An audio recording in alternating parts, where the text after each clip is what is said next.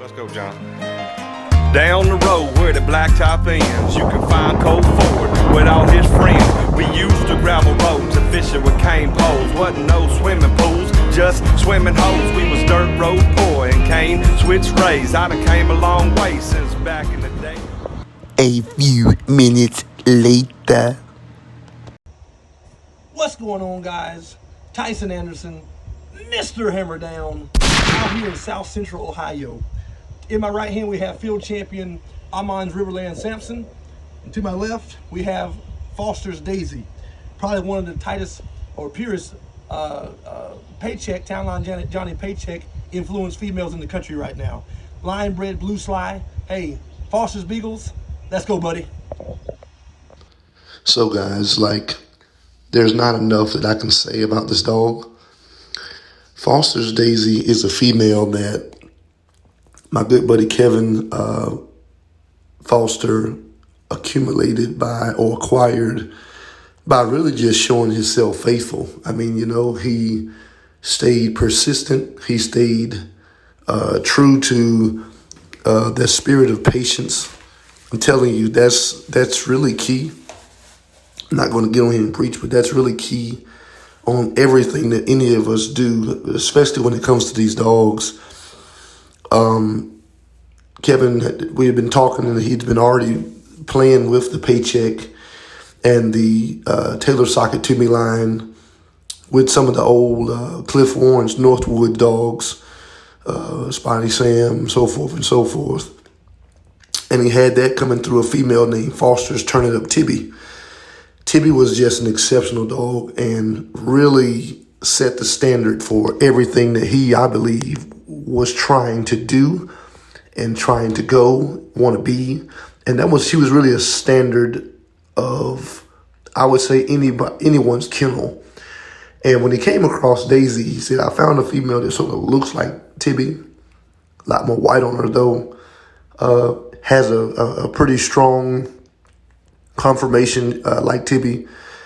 The difference, Tyson, is she's lion bred paycheck. I said, well, we haven't really dealt a lot with lion bred paycheck dogs. We have dealt with some paycheck dogs, but they always had a little twist in it somewhere, right?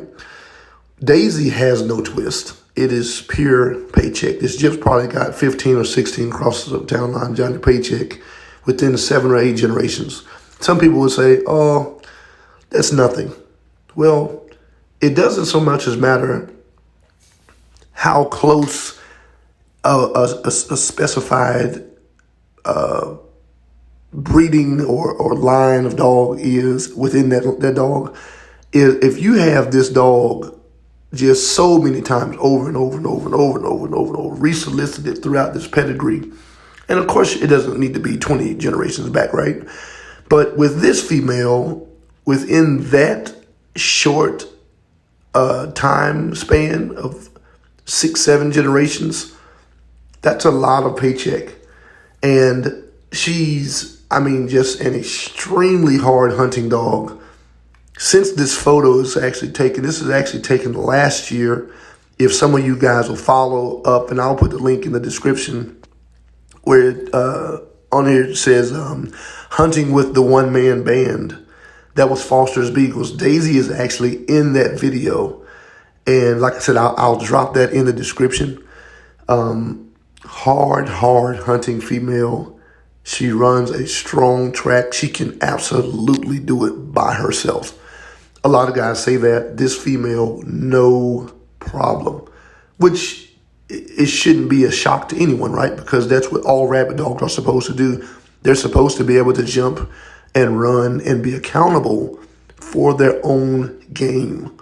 And they should run to catch and overtake that game that they are in pursuit of, okay? That's first. So Daisy meets the criteria for all of that. She meets the standard for all of that.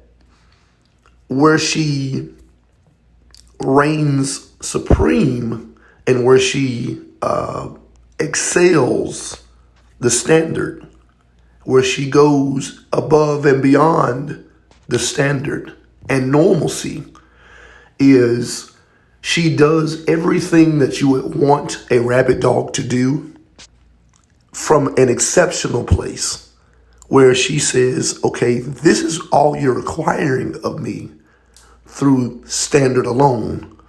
But here I'm going to exemplify and I'm going to be intense in those areas. She has no extra mouth.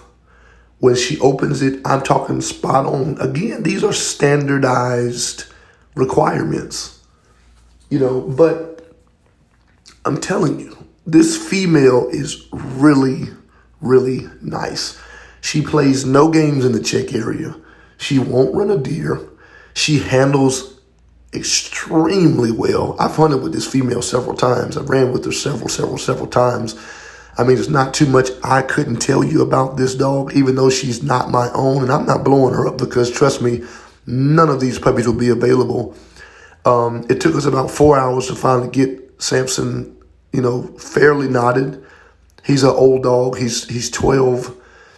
I'm not going to say his health is declining, but, his body quite naturally is deteriorating. And there's not a lot that you can do to reverse the process of life or old age. When Father Time decides to walk you down and he finally catches up with you, he doesn't let you go and start over and say, I'm going to give you a head start. Let's see if I can catch you again. Once he's got you, he's got you. And I think Father Time sort of has Samson in the cuff. Solid dog, nice dog. Want to give a shout out to his handler here and caregiver, Mr. Jonah. Listen, man, spot on, brother, spot on. Just tip top hospitality. Even in Ohio, it was Southern hospitality to the fullest. But Daisy got a big chop mouth, good nose. Like I said, does everything right. She snake decks on that track. I mean, she really, really, really wants to run every piece of the track. And in doing this breeding right here, I knew he was after something special. And as we continue to talk, we talk about everything. And we were just going over things and looking at different dogs. And we're not looking at national champions. We're not looking at internationals. We're not looking at dogs that won the world. That's not a throw off and that's not shade. That's just true and facts. Or truth, in facts. Let me be grammatically correct. And I knew that, and he knew that. And so because we come from an old bulldog background and setting, we knew and we know how it is we're going to pursue whatever it is we're after. And we're always going to put our heads together because two are always better than one. And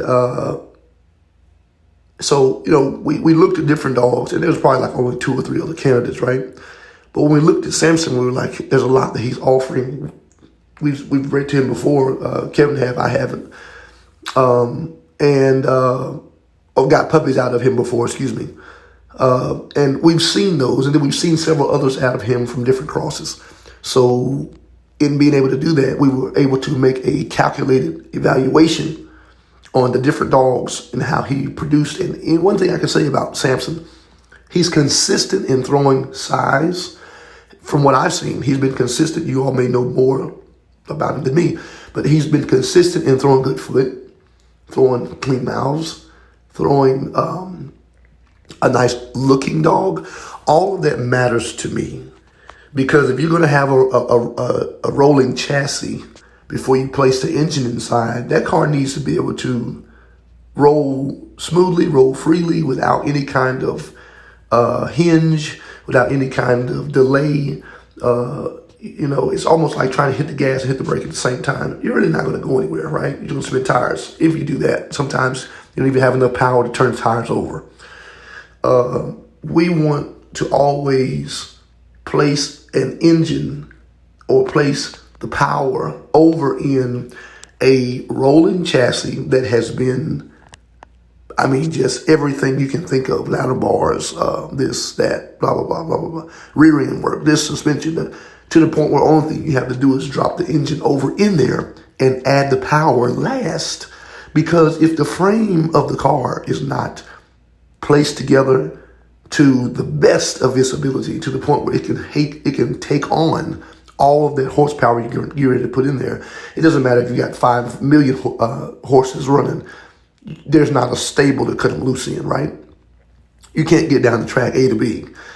And I really believe that Daisy is that unique rolling chassis. And I believe that Samson is that unique Proline racing engine that's been tuned up and tuned in by yours truly, Mr. Steve Petty.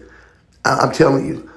And I believe that, I'm hoping that Kevin gets a good sized litter, that these puppies are everything he wants them to be. And I'm telling you guys, if you guys will stay tuned and stick with us, you're going to see Kevin's kennel, my kennel, and one more gentleman's kennel evolve here in the next 3 to 5 years and the years to come and follow those.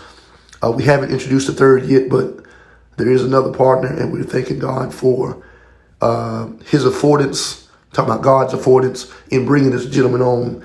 He's a great guy, his brother to us. And I'm telling you, we have a lot more breeding. Some guys say, oh man, you're making these breedings just to sell puppies. No, these puppies won't be for sale. This is Kevin's litter all together, Foster's Beagles. This is his litter all together. Nobody else's, none of us get anything. This is his litter.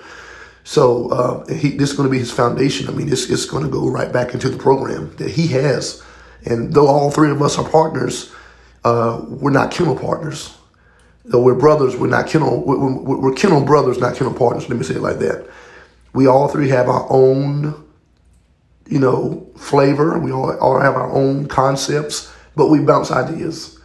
And Kevin and I have been bouncing for 20-something years. So big shout out to him. He's a hardworking man. He deserves this litter.